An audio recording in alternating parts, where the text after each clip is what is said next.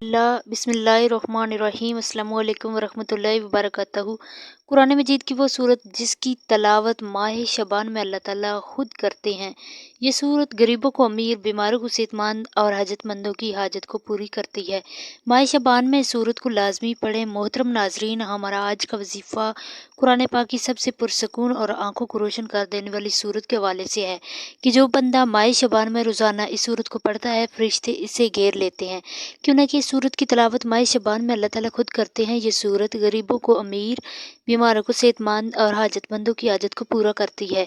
ये कुरान पाक की बहुत ही प्यारी सूरत है जिसकी तिलावत माह शबान में अल्लाह ताला खुद फरमाते हैं।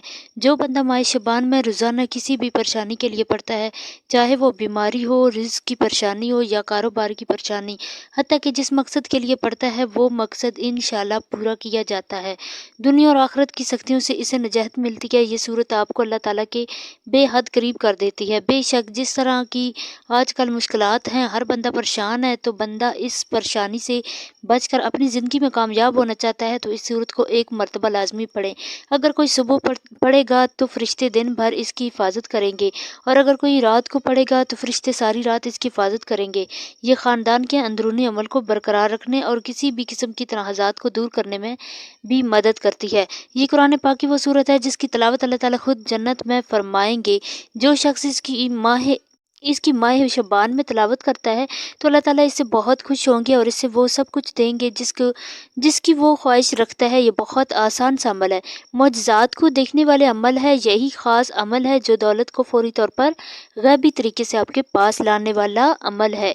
ऐसा अमल है जिसने माह शबान में ये वजीफ़ा पढ़ा वो रिज़्क़ की दौलत से मालामाल हो गया, घर में कारोबार में दौलत की रेल पेल हो गई, दौलत की बरसात सुबह से इनकी ज़िंदगी में आना शुरू हो गई, दौलत की तूफ़ानी बारिश बरस रही है। माह शबान में पूरे दिन किसी भी वक़्त ये वजीफ़ा पढ़कर मौजज़ा देखना चाहते हो तो 5 मिनट का ये अमल करके आप देख लेना। तकदीर के अगर बंद ताले ना खुल जाएं तो फिर मुझे कहना। तकदीर ऐसे तरीके से खुलेगी कि आप लोग खुद मुझे कहोगे कि हमारा ये मसला पैसों का था, रिश्तों का था, तकलीफ का था, झगड़ों का था, या इसके अलावा वो चाहे जो मसला भी था हल हो जाएगा। नाज़रीन, शबान वो महीना है जिसमें आसमान के दरवाजे आम दिनों से ज़्यादा खोले जाते हैं, फरिश्ते ज़मीन की तरफ ज़्यादा उतरते हैं और रब कायनात अपने बंदे को पुकार पुकार कर कहता है कि कोई है जो मुझसे मांगे, है कोई जो मुझसे मांगे मैं देने को तैयार हूँ, है कोई जो माफ़ी चाहे मैं बख्शने को तैयार हूँ, है कोई टूटा हुआ दिल मैं जोड़ने को तैयार हूँ। ये वो महीना है जो रमज़ान की तैयारी नहीं बल्कि रमज़ान की खुशबू है। ये वो लम्हा है जो ज़िंदगी बदलने की ताकत रखता है। ये वो वक्त है जो किस्मत के बंद दरवाजे खोल सकता है। इंसान सारा साल मुश्किल में घेरा रहता है। रिज़्क़ की तंगी, घरेलू परेशानियाँ, औलाद की फ़िक्र, बीमारियों की आजमाइश, दिल की बेचैनी और दुआओं का कबूल ना होना, ये सब बोझ इसके कंधों को झुका देता है। मगर शबान वो महीना है जो कहता है कि इसे थके हुए इंसान रुक जा, एक लम्हा अल्लाह की तरफ लौट आ, क्यों ना कि आज तेरी तकदीर लिखी जा सकती है। ये वो वक्त है जब एक आह, एक सजदा, एक आंसू और एक सच्ची दुआ सालों की महरूमियों को ख़त्म कर सकती है। शबान में अल्लाह अपने बंदों को ख़ास तौर पर अपनी रहमत के साए में ले लेता है। ये वो महीना है जिसके बारे में रसूल करीम ने फरमाया कि ये वो महीना है जिसमें आमाल अल्लाह के हुजूर पेश किए जाते हैं। सोचो, जब तुम्हारा नाम अल्लाह के सामने पेश हो रहा हो, तुम्हारा अमल इसकी बरगाह में रखा जा रहा हो, तो तुम किस हाल में हो? क्या तुम चाहते हो कि तुम्हारा नाम गुनाहों के साथ पेश हो या कुरान की तलावत, ज़िक्र, तौबा और आंसू के साथ? और जब शबान का महीना आता है तो सिर्फ दिनों की गिनती नहीं होती, ये अल्लाह की तरफ से एक रूहानी महम होती है।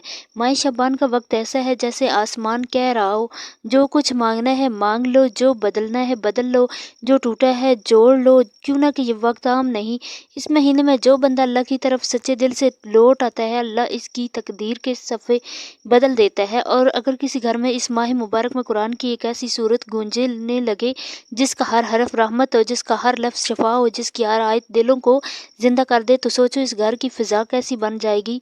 वो घर घर नहीं रहता, वो रहमत का मरकज़ बन जाता है और वो बरकत का दरवाज़ा बन जाता है। वो दुआ की कबूलियत की जगह बन जाती है। फरिश्ते इस घर में आते हैं, शैतान वहाँ से भागता है, सुकून वहाँ उतरता है और अल्लाह की नज़र करम वहाँ जम जाती है। मोहतरम नाज़रीन, जब कुरान पाक की कोई सूरत किसी घर में पढ़ी जाती है तो वो सिर्फ तलावत नहीं रहती, वो एक ऐलान बन जाता है, आसमान की तरफ एक सदा बन जाती है, ज़मीन पर अल्लाह की रहमत को दावत बन जाती है। मगर जब बात सूरत रहमान की हो तो ये ऐलान आम नहीं होता, ये खास خاص ہوتا ہے۔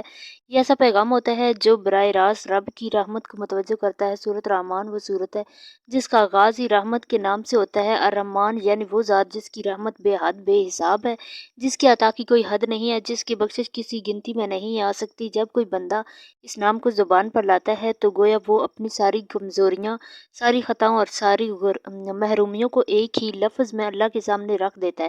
سوچو جب ماہ شعبان میں کسی گھر میں روزانہ سورۃ الرحمن کی تلاوت ہونے لگے تو وہ گھر عام نہیں رہتا، وہ گھر اللہ کے ذکر سے روشن ہو جاتا ہے، وہ دیواریں گواہ بن جاتی ہیں، وہ چھت اللہ کی رحمت کو اپنے اوپر محسوس کرتی ہے، اور وہاں رہنے والے دلوں میں ایک عجیب سا سکون اترنے لگتا ہے۔ وہ سکون جو نہ کسی دوا سے ملتا ہے، نہ کسی انسان سے، نہ کسی دولت سے، وہ سکون صرف اللہ کے کلام سے ملتا ہے۔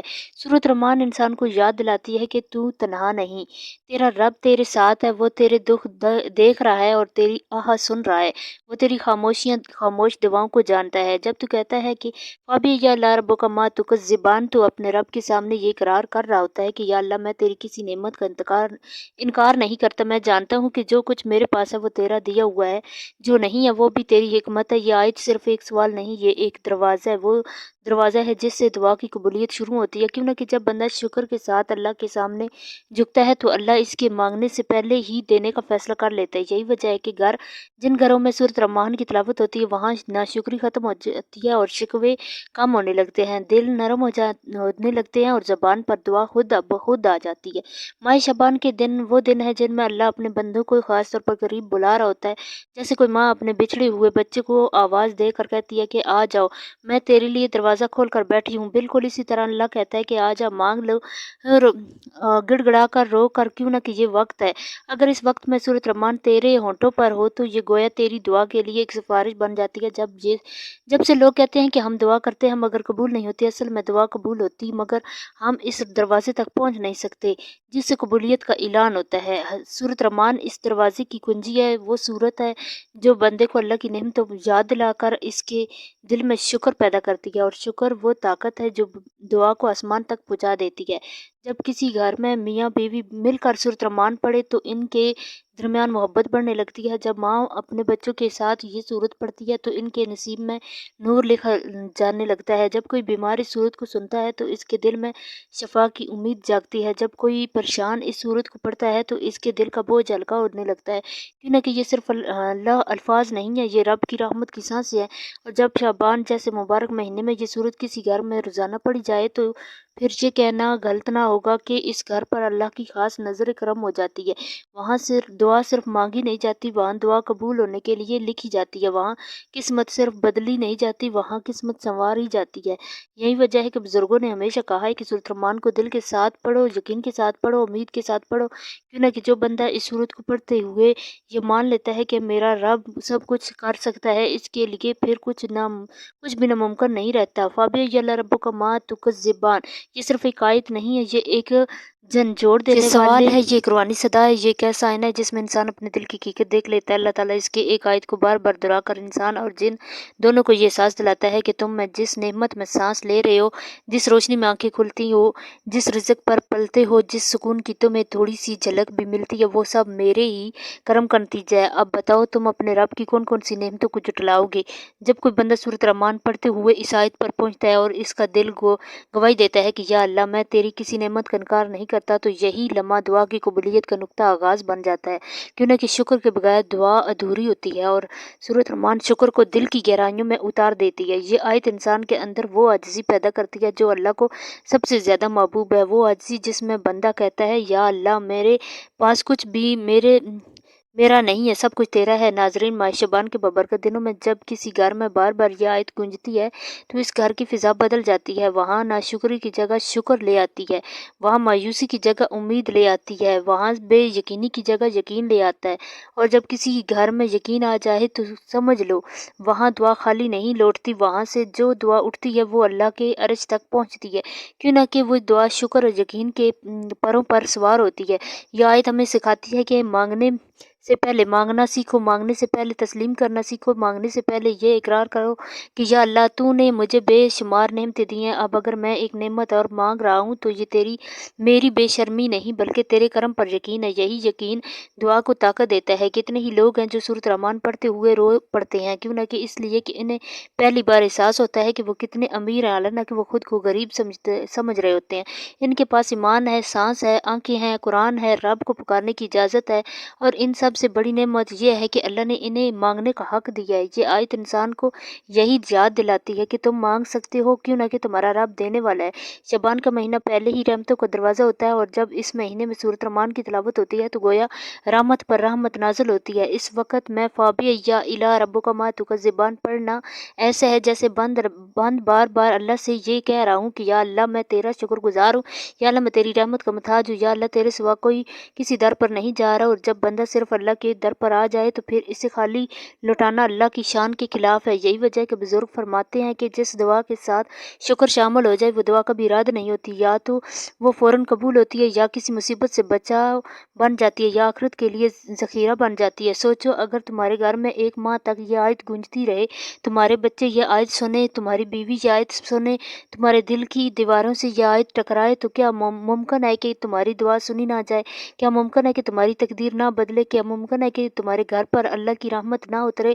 یہی تو وہ راز ہے جو سورۃ الرحمن کے اندر چھپا ہے۔ یہ سورت ہمیں مانگنے سے پہلے جھکنا سکھاتی ہے، رونے سے پہلے شکر سکھاتی ہے، اور دعا سے پہلے یقین پیدا کرتی ہے۔ یقین وہ دولت ہے جس کے بعد انسان کے لیے کچھ بھی ناممکن نہیں رہتا۔ ناظرین، ماہ شعبان بہت ہی خاص اور برکت والا مہینہ ہے۔ یہ مہینہ اللہ کی طرف سے ایک ایسی خاص دعوت دیتا ہے جو سال میں صرف ایک بار ملتی ہے۔ جیسا کسی بادشاہ کی طرف سے خط آئے کہ اس دن دربار کھلا ہے، جو چاہو مانگ لو، جو دکھ ہے بیان کر لو، جو ضرورت ہے رکھ دو، کوئی روک ٹوک نہیں، کوئی دربان نہیں، کوئی پردہ نہیں۔ بالکل اسی طرح یہ ماہ مبارک رب کریم کی طرف سے اعلان ہوتا ہے کہ میرے بندہ یہ وقت تمہارے لیے ہے، آج جا مانگ لو، رو لو، توبہ کر لو، کیوں نہ کہ میں تمہیں خالی نہیں لوٹاؤں گا۔ انسان سال بھر مختلف دروازوں پر دستک دیتا ہے، کبھی لوگوں کے سامنے ہاتھ پھیلاتا ہے، کبھی دنیا کے سہاروں پر بھروسہ کرتا ہے، کبھی اپنے رشتوں سے امید لگاتا ہے۔ جب وہاں سے مایوسی ملتی ہے تو دل ٹوٹ جاتا ہے، مگر یہ دن ہمیں یاد دلاتے ہیں کہ اصل دروازہ صرف ایک ہے، اور وہ اللہ کا دروازہ ہے۔ جو یہاں آ گیا وہ کبھی محروم نہیں ہوا۔ یہی وجہ ہے کہ بزرگان دین فرماتے ہیں کہ شعبان کے مہینے میں جو بندہ اپنے رب سے جڑ جائے گا وہ رمضان میں خود بخود سنور جائے گا۔ اس کی عبادت میں ذلت آ جاتی ہے، اس کی دعاؤں میں اثر آتا ہے، اس کی زندگی میں سکون آ جاتا ہے، کیونکہ یہ ماہ دراصل دل کی صفائی کے دن ہوتے ہیں، نیت کے درست ہونے کے دن ہوتے ہیں، تقدیر کے لکھے جانے کے دن ہوتے ہیں۔ اور جب انہی دنوں میں کسی گھر کے اندر سورۃ الرحمن کی تلاوت شروع ہو جائے تو یہ گویا اللہ کو خاص دعوت دینا ہے کہ یا اللہ ہم نے تیرے کلام کو اپنا سہارا بنا لیا، ہم نے تیرے نام کو اپنی پناہ بنا لیا، ہم نے تیری رحمت کو اپنا یقین بنا لیا۔ ایسے گھر پھر عام گھروں جیسے نہیں رہتے، وہاں برکت کا پہرا لگ جاتا ہے، وہاں رحمت کی چادر تان دی جاتی ہے، وہاں دعا رد نہیں ہوتی۔ ناظرین، یہ ایسے بابرکت مہینہ ہے کہ جس میں تقدیر کی کتاب کھلی ہوتی ہے، جو لکھوانا لکھوا لو، رزق کی کشادگی، قرض کی ادائیگی، اولاد کی کامیابی، بیماریوں سے شفا، گھریلو سکون، رشتوں کی آسانیاں، دل کی بے چینی کا خاتمہ، ہر حاجت اسی وقت اللہ کے سامنے رکھ دو، کیوں نہ کہ یہ وقت مانگنے کا نہیں، یقین کے ساتھ مانگنے کا وقت ہے۔ کتنے ہی لوگ ہیں جو کہتے ہیں کہ کاش ہمیں پہلے پتہ ہوتا، کاش ہمیں معلوم ہوتا کہ کچھ لمحے ایسے ہوتے ہیں جو پوری زندگی بدل سکتے ہیں۔ یہی وہ لمحے ہیں، یہی وہ دن ہے، یہی وہ موقع ہے، یہی وہ وقت ہے، پھر سال بعد آئے گا۔ نہیں معلوم ہم زندہ ہوں گے یا نہیں معلوم ہمارے ہاتھ میں قرآن ہوگا یا نہیں معلوم کہ ہماری آنکھوں میں آنسو ہوں گے یا نہیں۔ اس لیے آج اگر اللہ نے تمہیں یہ موقع دے دیا ہے تو یہ اس کی خاص عنایت ہے، یہ اس بات کی نشانی ہے کہ وہ تمہیں بلانا نہیں چاہیے، وہ تمہیں نظر انداز نہیں کرنا چاہیے، وہ تمہیں اپنے قریب کرنا چاہیے۔ اور یاد رکھو، جو بندہ اس موقع کو پہچان لیتا ہے وہ دنیا اور آخرت دونوں میں کامیاب ہو جاتا ہے، کیونکہ وہ جان لیتا ہے کہ اصل دولت سورۃ الرحمن کے الفاظ میں چھپی ہے، اصل طاقت اللہ کے یقین میں چھپی ہے، اور اصل کامیابی اللہ کے در پر جھک جانے میں چھپی ہے۔ یہی وجہ ہے کہ ماہ شعبان میں سورۃ الرحمن کی تلاوت کو معمولی نہ سمجھو۔ یہ ایک عمل نہیں، یہ ایک فیصلہ ہے، یہ فیصلہ کہ اب ہم دنیا کے دروازوں پر نہیں جائیں گے، اب ہم صرف اللہ کے در پر جائیں گے، اور جو صرف اللہ کے در پر آ جائے اس کی ہر دعا قبولیت کے راستے پر چل پڑتی ہے۔ اور انشاءاللہ ناظرین، یہ وظیفہ آپ نے اللہ تعالیٰ پر پورے یقین اور اپنے اللہ سے امید رکھتے ہوئے کرنا ہے۔ کسی بھی صورت آپ کو مایوس نہیں ہونا، کیوں کہ اچھے اور برے حالات ہمیشہ کے لیے نہیں ہوتے، اس لیے آپ نے ناامیدی کا شکار نہیں ہونا، کیوں کہ زندگی کبھی عجیب ہے، کبھی کبھی یہ اتنی خوبصورت لگتی ہے، جی چاہتا ہے کہ ہمارا ناطہ ہمیشہ کے لیے زندگی سے جڑ رہا ہے، کبھی یہ ناطہ نہ ٹوٹے۔ اور کبھی جب زندگی ہماری امید اور توقعات پوری کرنے میں ناکام رہتی ہے تو دل کرتا ہے کہ یہ زندگی جلدی ختم ہو جائے، مگر یہ حقیقت ہے کہ دکھ اور درد میں وقت طویل سے طویل تر ہوتا جاتا ہے۔ اس طرح طویل سفر سے انسان ہار کر مایوسی کا شکار ہو جاتا ہے۔ انسان خود سمجھ نہیں پاتا کہ آخر اسے ساری صورتحال سے کیسے نپٹنا ہے۔ انسان کی فطرت ایسی ہے کہ اسے زندگی میں سب کچھ اپنے مطلب مطابق چاہیے، اسے اس کی مرضی منشا کے مطابق نہیں ہوتا تو وہ نا امید اور مایوس ہو جاتا ہے، ساتھ ہی اسے احساس ہوتا ہے کہ اب اسے مزید نہیں جینا۔ انسان بنیادی طور پر جلد باز واقع ہوا ہے، اسے اگر کچھ حاصل کرنا ہو تو وہ اس کے لیے تگ و دود کرتا ہے اور دعائیں مانگتا ہے، محنت کرتا ہے، مگر جب اس کی منشا کے مطابق اس کو پھل نہیں ملتا تو وہ تھک جاتا ہے، اور اسے تھکن میں وہ مایوسی ہے کہ اندھیروں میں اپنا وجود، اپنی امیدیں اور اپنا یقین کھو بیٹھتا ہے۔ اس زندگی بے رنگ لگنے شروع ہو جاتی ہے، اور دوسرے الفاظ میں اس کی دلچسپی ختم ہو جاتی ہے۔ مگر یاد رکھو کہ کچھ بھی ہمیشہ کے لیے نہیں ہوتا، وقت کی ایک خوبصورتی ہے کہ یہ کبھی بھی ایک جیسا نہیں رہتا، مشکل ہو تو آسانی بھی مل جاتی ہو، حالات چاہے جتنے بھی کٹھن ہو، مشکلات کے بادل جتنے بھی کالے ہوں کیوں نہ ہو، انسان کی صبح کا سورج ضرور طلوع ہوتا ہے، نہ دکھ سے دھار رہتا ہے اور نہ ہی سکھ۔ ایسے ہی ناکامی اور کامیابی بھی ہمیشہ کے لیے ہے۔ اس لیے سب سے اہم بات یہ ہے کہ انسان کبھی بھی مایوس نہیں ہونا چاہیے، بلکہ مشکلات کے آنے پر مایوسی کے اندھیروں میں امید اور یقین کا چراغ جلاتے رہنا چاہیے، کیوں کہ اگر انسان مایوسی کے اندھیرے میں امید کا چراغ جلاتا ہے تو اس کی روشنی انسان کے وجود کو منور کر دیتی ہے۔ ناظرین، کچھ لوگ ہم میں سے یہ بھی شکوہ کرتے ہیں کہ وظیفہ تو ہم ویسے ہی کرتے ہیں جیسے آپ بتا رہے ہیں، لیکن ہمارا تو کبھی کام نہیں ہوا، ہمیں تو کبھی دولت نہیں ملی، آپ ضرور کچھ غلطیاں کرتے ہوں گے جو میں آپ کو وظیفہ بتانے سے پہلے بتانے لگی ہوں کہ آپ وظیفہ کرتے وقت یہ غلطیاں کرتے ہیں، تو آج کے بعد اس وظیفے کے اندر بھی آپ نے ان غلطیوں کو کبھی نہیں کرنا، اور میں آپ کو وظیفہ کرنے کا صحیح طریقہ بتاؤں گی، کیوں کہ اگر آپ کو وظیفہ کرنے کا صحیح طریقہ کار نہ پتہ چلا کسی وقت کرنا ہے، کتنی تعداد میں کرنا ہے، جب آپ کو صحیح طریقہ کار ہی نہ پتہ چلے تو پھر آپ کا کوئی فائدہ نہیں ہوگا۔ آج اچھے طریقے سے اس ویڈیو کو آخر تک دیکھیے گا، اچھے طریقے سے اس وظیفے کو سمجھ لینا۔ ناظرین، اب میں آپ کو وہ غلطیاں بتانے لگی ہوں جو آپ نے وظیفہ کرتے وقت ضرور کرتے ہیں۔ سب سے بڑی غلطی کیا ہوتی ہے کہ آپ لوگ وضو بھی نہیں کرتے، نماز بھی نہیں پڑھتے، آپ قرآن کی تلاوت بھی نہیں کرتے۔ میں آپ کو ہر ویڈیو کے اندر یہ بات کہتی ہوں کہ کوئی بھی عمل، کوئی بھی وظیفہ نماز کے بغیر نہیں ہوتا، نماز کے بغیر کچھ بھی نہیں ہوتا، کوئی بھی وظیفہ کام نہیں کرتا۔ ایک غلطی آپ کی یہ ہے کہ آپ لوگ نماز پڑھنے کے بغیر ہی وظیفہ کرنا شروع کر دیتے ہیں۔ دوسری غلطی یہ ہے کہ، اور یہ سب سے بڑی غلطی ہے کہ جب آپ وظیفہ کرنا شروع کرتے ہیں تو جو آپ کے آس پاس ہوتے ہیں اس کے ساتھ باتیں بھی کرتے ہیں اور اس کو بتا بھی دیتے ہیں کہ میں یہ عمل کر رہا ہوں، اس کام کے لیے کر رہا ہوں، اس لیے آپ کا عمل مکمل کام نہیں کرتا، آپ کا وظیفہ ٹوٹ جاتا ہے۔ آج کے بعد ان غلطیوں کو کبھی مت کرنا۔ وظیفہ کرنے کا صحیح طریقہ یہ ہوتا ہے کہ آپ نے اب وضو کیا، وضو کرنے کے بعد نماز پڑھ لی، جب آپ نماز پڑھ لیں تو اس جگہ پر جا کر بیٹھنا جہاں آپ کو لگتا ہے کہ ادھر میرے آس پاس کوئی نہیں آئے گا۔ جب آپ کے پاس آس پاس کوئی بھی نہ آئے گا تو پھر آپ کی توجہ اپنے وظیفے کی طرف ہوگی۔ اب آپ نے وظیفہ شروع کرنا ہے، پھر وظیفہ ختم ہونے سے پہلے اللہ تعالیٰ کا معجزہ دیکھ لینا، آپ کی خالی جھولیاں اس وقت بھر جائیں گی۔ جب آپ بند کمرے میں آ جائیں، نماز کے اوپر بیٹھ گئے تو 3 بار درود شریف پڑھنا ہے۔ اب آپ نے یہ وظیفہ بتانے لگی ہوں کہ کوشش کرنی ہے کہ آج اس وظیفے کو اپنے پاس لکھ کر ضرور رکھ لیں۔ آپ نے سب سے پہلے 3 مرتبہ درود شریف پڑھنا ہے۔ درود شریف تو ویسے بھی کثرت کے ساتھ پڑھتے رہا کرو، چلتے پھرتے اٹھتے بیٹھتے، دکان پر بیٹھے ہیں، چاہے اپنے گھر میں بیٹھے ہیں، کہیں سے آ رہے ہیں، کہیں پر جا رہے ہیں، دور دراز سے بھی آپ نے درود شریف پڑھتے رہنا ہے کثرت کے ساتھ، اور اس سے آپ کو بہت بڑا فائدہ ملے گا۔ اس سے ویسے بھی آپ کو کبھی پریشانی نہیں آئے گی، آپ کے گھر میں، دکان میں، کاروبار میں برکتیں ہی برکتیں آئیں گی، رحمتیں رحمتیں ہوں گی۔ اس لیے کوشش کیا کریں کہ درود شریف کثرت کے ساتھ پڑھتے رہا کریں، کیوں نہ کہ درود شریف کی بہت سی فضیلت اور برکات ہیں۔ قرآن پاک میں ارشاد خداوندی ہے، بے شک اللہ تعالیٰ اور اس کے فرشتے نبی کریم پر درود بھیجتے ہیں۔ اے ایمان والو، تم بھی نبی کریم پر درود بھیجا کرو اور سلام عرض کیا کرو۔ اب جو با نصیب بندہ حضرت محمد صلی اللہ علیہ وسلم پر درود سلام جتنی دیر بھیجے گا، وہ اللہ تعالیٰ اور اس کے ملائکہ کا ہم نوا ہوگا، رحمتیں اور برکتیں اس کا مقدر بن جائیں گی، ہر قسم کے خوف، غم، مصائب، پریشانیاں اور گناہ سے محفوظ رہے گا۔ جیسے ہی بندہ درود شریف کا ورد کرتا ہے تو وہ فوراً اللہ تعالیٰ کی بارگاہ میں قبول ہو جاتا ہے، اور جو عمل بارگاہ الہی میں قبول ہو جائے اس کا اجر بھی بہت جلد مل جاتا ہے۔ درود و سلام کے فضائل بے حد بے حساب ہیں۔ درود پاک کا ایک بہت بڑا فائدہ یہ ہے کہ اس کی برکت سے بندوں کو اللہ تبارک تعالیٰ اور اس کے پیارے محبوب حضرت محمد صلی اللہ علیہ وسلم کا قرب حاصل ہوتا ہے۔ ترمذی شریف میں حضرت ابن مسعود رضی اللہ تعالیٰ عنہ سے روایت ہے کہ رسول پاک نے فرمایا کہ قیامت کے روز مجھ سے سب سے قریب یا میری شفاعت کا سب سے زیادہ حقدار وہ ہوگا جس نے مجھ پر زیادہ درود شریف پڑھا ہوگا۔ ترمذی شریف میں حضرت علی مرتضیٰ سے روایت ہے کہ رسول پاک نے فرمایا، بڑا کنجوس وہ شخص ہے جس کے سامنے میرا ذکر ہوا اور وہ مجھ پر درود شریف نہ بھیجا۔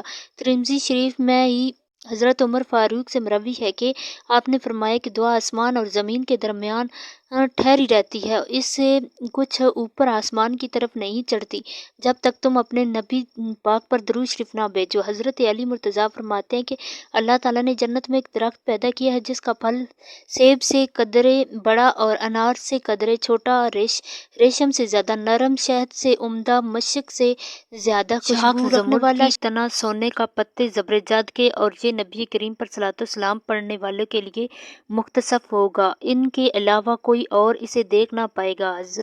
حضور پاک صلی اللہ علیہ وسلم نے فرمایا کہ جو مجھ پر درود بھیجتا ہے اس پر فرشتے درود بھیجتے ہیں، خود خدا اپنی شان کے مطابق درود بھیجتا ہے، جس کے باعث تمام آسمان اور زمین والے درود بھیجتے ہیں، بلکہ درخت، چرند، پرند، غرض یہ کہ کوئی ایسی چیز باقی نہیں رہتی جو درود نہ بھیجتی ہو۔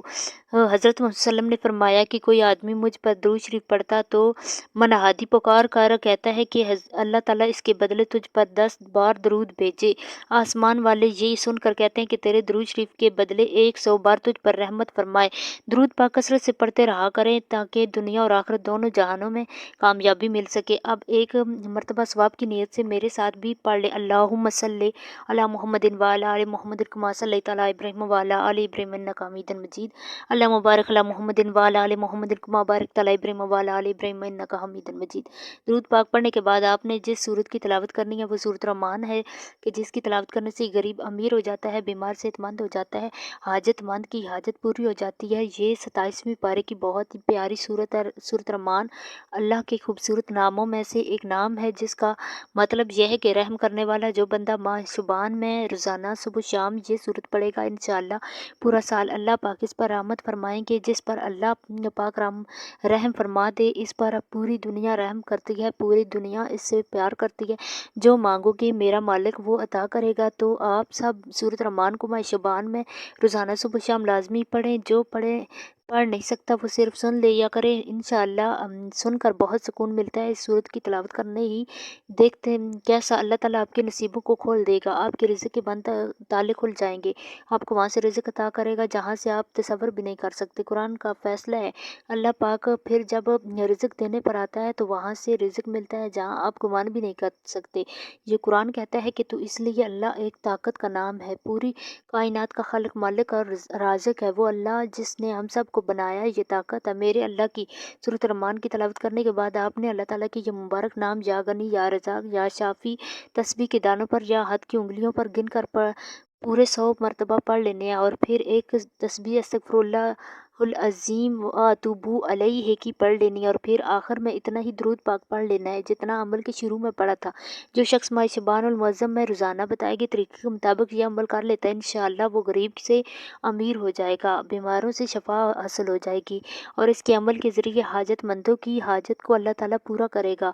آخر میں دعا ہے کہ اللہ رب العزت ساری کائنات کے شہنشاہ، آسمانوں اور زمینوں کے مالک، انسانوں اور جنوں کے معبود، عرش عظیم کے مالک، اے بادشاہ بادشاہوں کے بادشاہ، ہم تیرے گناہگار بندے ہیں، تیری خطاکار بندے ہیں، ہمارے گناہوں کو معاف فرما، ہماری خطاؤں کو معاف فرما۔ اے محبوب، ہم گواہی دیتے ہیں کہ تیرے سوا کوئی عبادت کے لائق نہیں، تیرے سوا کوئی بندگی کے لائق نہیں، ہمارے گناہ تیری رحمت سے بڑے نہیں ہیں، تو اپنی رحمت سے ہمارے گناہ معاف فرما دے۔ اے اللہ پاک، ہمیں گمراہی کے راستے سے ہٹا کر صراط مستقیم کے راستے پر چلنے والا بنا دے۔ زندگی میں ایسے نیک اعمال کرنے کی توفیق عطا کر جن اعمالوں سے تو راضی ہو جائے۔ اے اللہ، ہمیں تیرے احکام کی فرما برداری کرنے والا بنا، تیرے پیارے حبیب جناب حضرت محمد صلی اللہ علیہ وسلم کے نیک اور پاکیزہ آداب کو اپنانے والا بنا دے۔ اے اللہ، ہماری پریشانیوں کو دور کر۔ اے اللہ، جو بیمار ہیں انہیں شفائے کاملہ عطا فرما۔ اے اللہ، جو بے اولاد ہیں انہیں اپنے خزانوں سے نیک صالح اولاد عطا فرما۔ اے اللہ، جن کے جو کام رکے ہوئے ہیں وہ پورے کر دے۔ اے اللہ، بچھڑے ہوئے روحوں کو ملا دے۔ اے اللہ، شادی شدہ جوڑوں میں محبت اور خلوص پیدا کر دے، ان کی زندگیوں میں برکت عطا فرما دے۔ اے اللہ، لڑکے اور لڑکیوں کے نصیب اچھے کر دے۔ اے اللہ، جو قرض کے بوجھ تلے دبے ہوئے ہیں ان کا قرض جلد سے جلد ادا کروا دے۔ اے رب العزت، شیطان سے ہماری حفاظت فرما۔ اے اللہ، حلال رزق کمانے کی توفیق عطا فرما۔ اللہ رب العزت ہم سب کو عمل کی توفیق عطا فرمائے۔ اللہ تعالیٰ میرا سنانا اور آپ کو سننا اپنی بارگاہ الہی میں قبول منظور عطا فرمائے، آمین۔ ناظرین، گزارش ہے کہ اللہ تعالیٰ کے 99 ناموں میں سے کوئی ایک نام کمنٹ باکس میں لکھ کر ضرور شیئر کریں۔ اللہ تعالیٰ ہم سب کا حامی و ناصر ہو، آمین۔ جزاک اللہ۔ مزید اسی طرح کی اسلامی ویڈیو دیکھنے کے لیے مانی وظائف آفیشیل چینل کو ضرور سبسکرائب کریں۔ اللہ حافظ۔